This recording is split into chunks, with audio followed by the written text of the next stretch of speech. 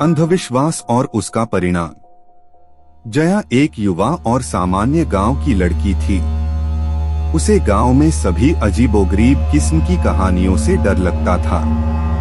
जब भी रात को वह अकेली चलती थी, उसे अपने पैरों की आवाज सुनाई देती थी और वह महसूस करती थी कि कोई उसके पीछे है।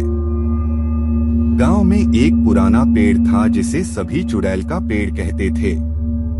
लोग कहते थे कि रात को उस पेड़ की चांदनी रात में एक चुड़ैल वहां बैठती है और जो भी उस पेड़ के नीचे जाता है वह गायब हो जाता है। जया की दोस्त रीमा और अर्जुन ने उससे कहा कि वह जाकर चुड़ैल का पेड़ देखे और उसकी सच्चाई को जाने। जया ने अपनी दोस्तों की बात मानी और एक दिन रात को वह उस पेड़ के पास पहुंची। पेड़ के पास पहुंचकर जया ने अपने दोस्तों को बुलाया। वे वहां पहुंचकर देखे कि पेड़ के नीचे जगह पर एक पुरानी पुस्तक रखी हुई है। रीमा ने कहा, यह उस चुड़ैल की किताब हो सकती है जिसने इतने सारे लोगों को गायब किया है। अर्जुन ने उस पुस्तक को उठाया और पढ़ने लगा।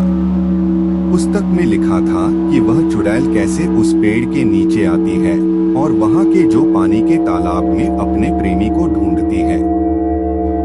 रात को वह पेड़ के पास आती है और जो भी उसके पास से गुजरता है वह उसे प्यार की नजर से देखकर उसे अपने प्रेमी के रूप में समझती है और अपने पास बुला लेती है। जया और उसके दोस्त डर गए और वहां से भाग गए।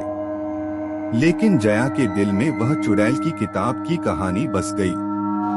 वह अपने आप को समझा नहीं पा रही थी कि वह क्या करे और वह अपनी दोस्तों को भी नहीं बता सकी।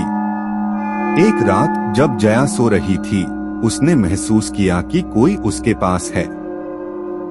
जब वह आंख खोली तो उसने देखा कि उसकी आंखों के सामने उसका प्रेमी है। वह उसे देखकर खुश हो गई और उसे गले लगा लिया। लेकिन जब जया अपने प्रेमी को खोलने की कोशिश की तो उसने अपने हाथ में उसका मृत शरीर पकड़ा हुआ था। जया डर गई और भाग गई, लेकिन वह जान गई कि चुड़ैल की किताब की कहानी सच हो सकती है। जया की मौत के बाद उसके दोस्त और परिवार ने चुड़ैल की किताब को जला दिया और गांव के लोगों को समझाया कि अंधविश्वास और भय से बचकर रहें।